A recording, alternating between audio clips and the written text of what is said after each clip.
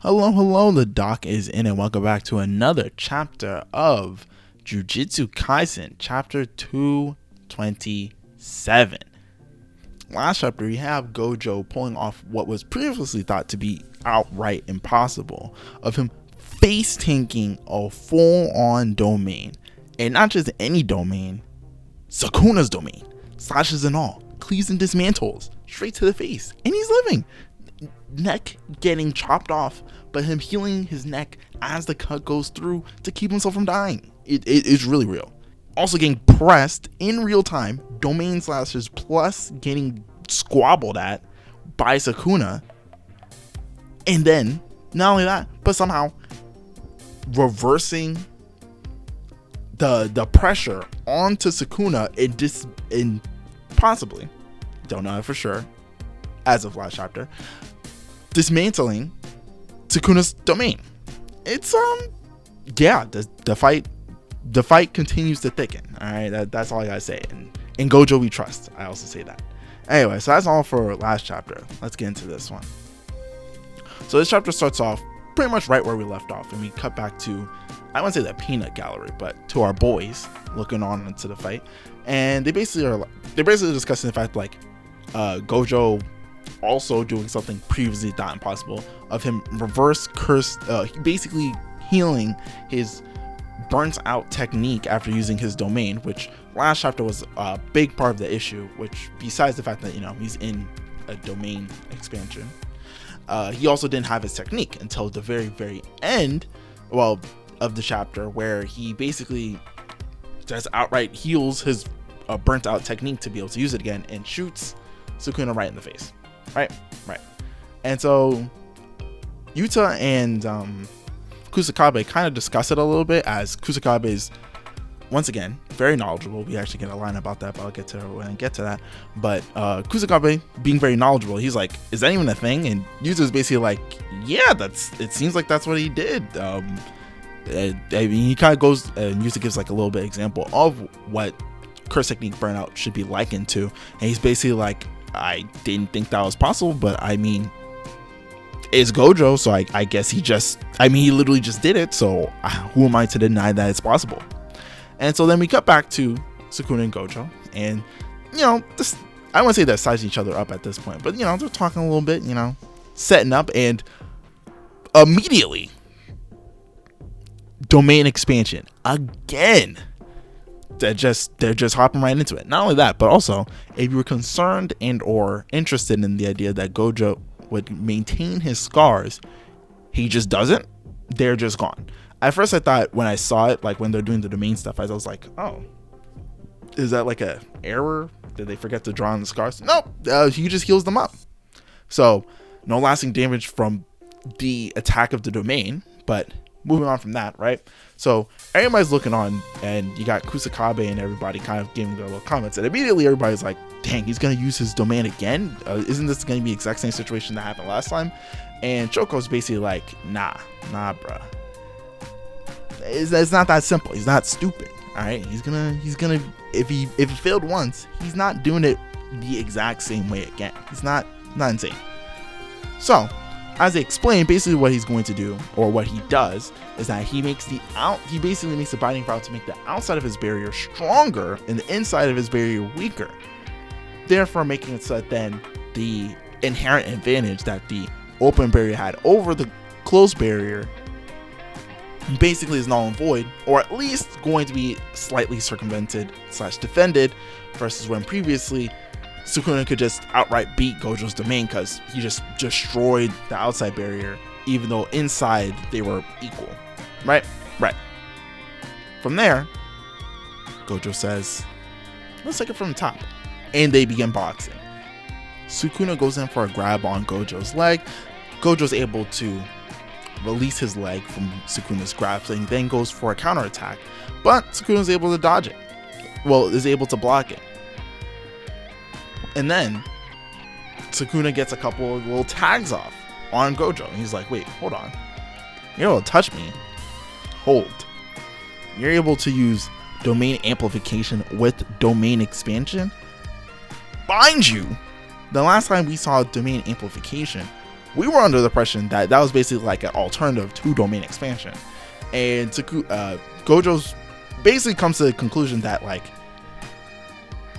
Sukuna must have either a higher output than previously assumed, or his output is just getting better as the fight goes on, because that's realistically the only way he's able to pull off exuding all this curse energy into a domain expansion, and then double that up basically, or effectively double up a domain, 2 domains at the same time, in domain amplification as well as domain expansion at the same time.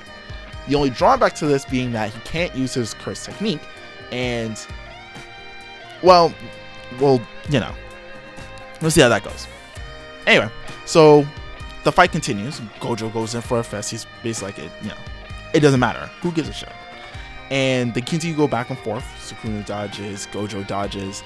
Gojo gets a nice, I wouldn't say a kidney shot, but he gets a little rib punch around the right side of Sukuna, right? But Sukuna takes that hit, flies around, it goes behind Gojo, right? So now they're back to back. And then, well, Sukuna does one of the biggest brain moves I've personally ever seen in Jujutsu Kaisen. Like, when there's been stuff in Jujutsu Kaisen that I've been like, oh, that's just kind of surprising. No. Reading this out, I was like, hold on, this man my man was thinking. All right, he went through that first altercation, and he came up with a plan on the spot. But let me explain what he did. Right? So then we notice, well, Gojo notices that, hey, you know what? On the outside, there's no slash attacks hitting the domain, which is like, I wonder why Sukuna's not doing the same tactic that he did last time.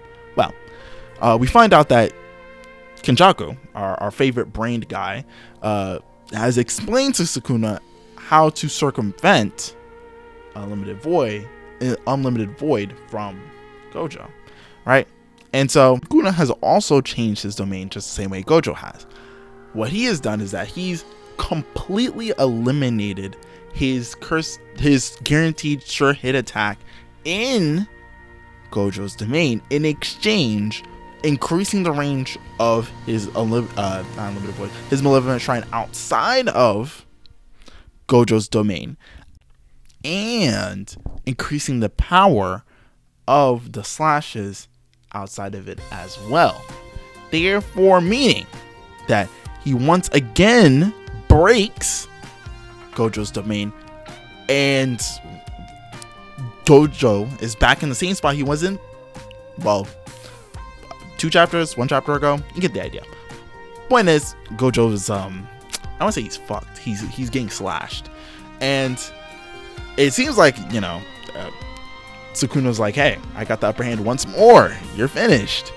But like I said, in Gojo we trust. But small cutaway.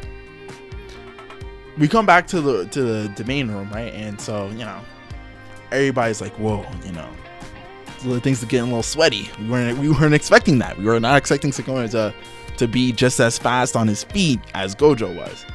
And Kashimo, casually watching all this in real time, he's seeing everything Sukuna's doing. He's like, hey, that other guy die? I'm up next. No questions asked. What? Kashimo. Well, actually, wait, not even Kashimo. I don't even want to talk to Kashimo. Get him out of here. I want to talk to the people. Listen to this, all right? If Kashimo is talking like this, he got this spice in his words, this heat to spit. There's only 2 ways it can go. Either Kashimo's outright de facto insane. My man literally has no brain, just 1 cell in there, and it's buzzing. Or this nigga is just him. He's like, y'all ain't seen nothing yet. That was basically what he said. What he said is that everything I said, baby shit, I can still take this shit easy. So, and that's all I'm hearing. That's all I'm hearing. That's all I'm seeing from him in this scene. So it's only one of the two. If you got Kashimo stocks, them shits is experimental. It's volatile. All right. It can be up. It can be down.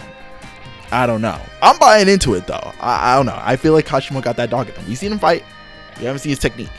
And just him fighting, he got hands. He got hands for real. So I'm just saying, he might have something to really throw out there. Nonetheless, back to the fight. We cut back to Gojo, and Sukuna immediately realizes, he's like, hold on. Those slashes ain't a little shallow. You should be eviscerated.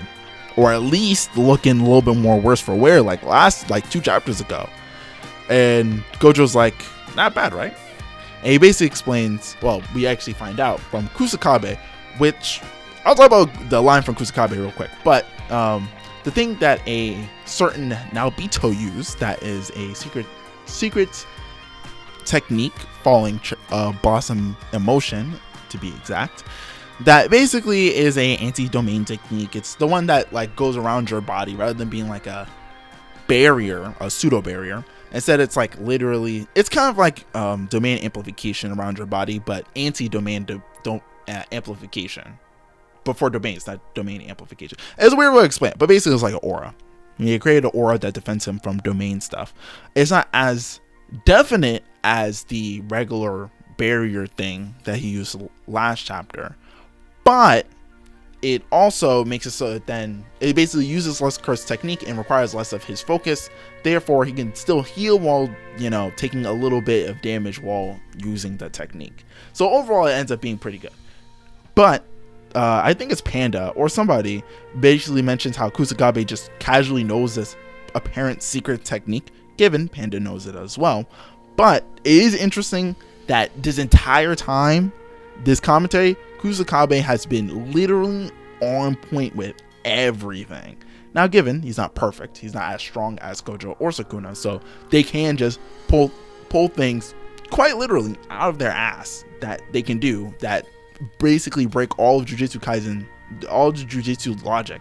But nonetheless, Kusakabe keeps up really, really well for being someone who, for all intents and purposes, should just be a random grade 1, in my opinion. But hey, this man's very knowledgeable. I assume this is going to come up. The fact that he's so knowledgeable is going to come up in him being a bit stronger than we initially anticipated. But nonetheless, we're like, hey, how's this going to work out for Gojo? And Gojo says, not to worry, boys.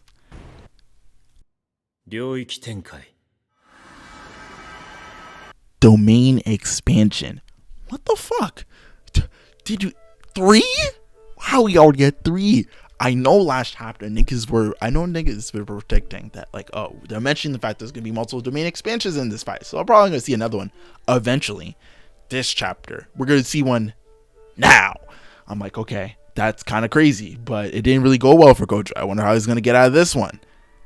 He's like, dog, I'm just gonna get out the way I got into it. Domain expansion. What's going on? What is going on?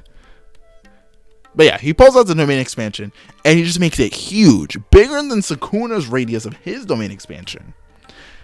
And then, Higuruma and Meimei basically are like, well, it is cool that he's making his domain bigger and all, but isn't it going to make his domain technique or his sure hit weaker? Well, Gojo has accounted for this, which is why he's not making his domain bigger. He's making it smaller. A lot smaller. A small ball, if you would. That sound kind of crazy. Pause on that. But it basically, my understanding of it is that he's changed the rules of his domain again. Also, it's the end of the chapter. No break next week. Woo!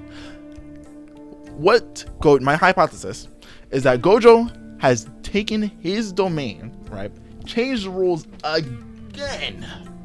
And what he's done is that he made his domain bigger and gave it the rule that basically Sukuna's domain expansion would be captured by his, therefore forcing Sukuna's domain into a direct clash with his. Or in other words, also giving Sukuna's barrierless domain a barrier, his, which I I won't even say I presume. I'm almost 100% sure that the reason why this has been done is because in the previous chapter, Gojo basically says like, hey, my technique's better, or Unlimited Void is better.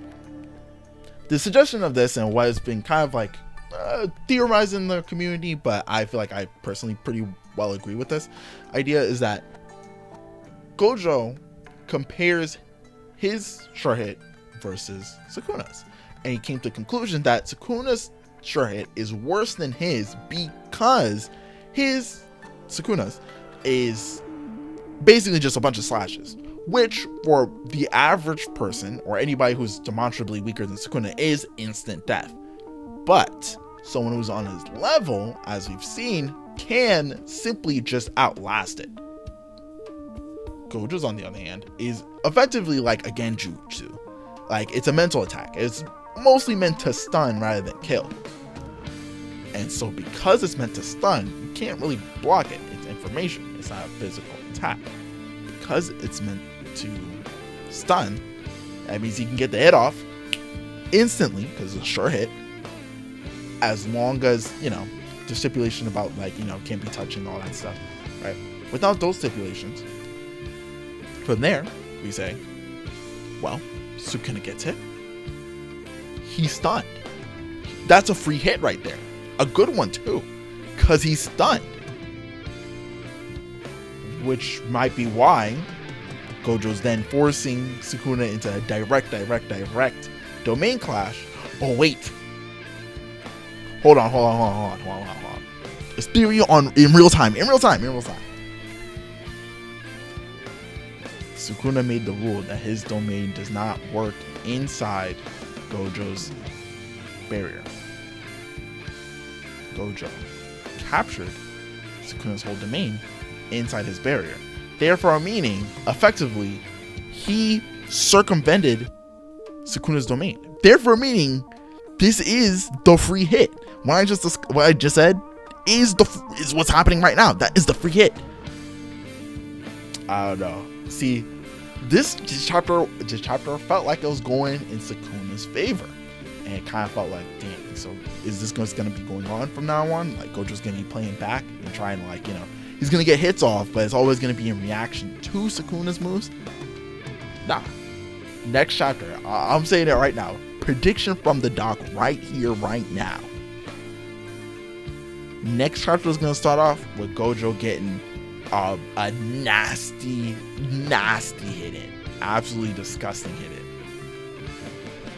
I'm telling you right now. I don't think Sukuna got a play for this one. We didn't see his reaction from any of the stuff at the very, very end.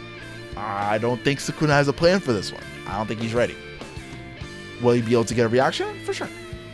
But what's about to happen at the very beginning of the chapter? He's about to get blasted with a purple. He might be able to dodge at the last moment, but he's getting blasted with a purple. I feel it in my soul. He's getting hit with something absolutely devious. I'm saying it right here, right now. But yeah, this chapter, pretty good. Say it's a 9. 8.5. Not bad, but nothing too crazy. It's not 10 worthy. This isn't like peak. This is just common gay W. So 9. But with that all being said, thank you for watching the video, and the doc is out. Peace. Thank you for watching. Feel free to subscribe and watch the videos on the right. Other than that, the doc is out. Bye.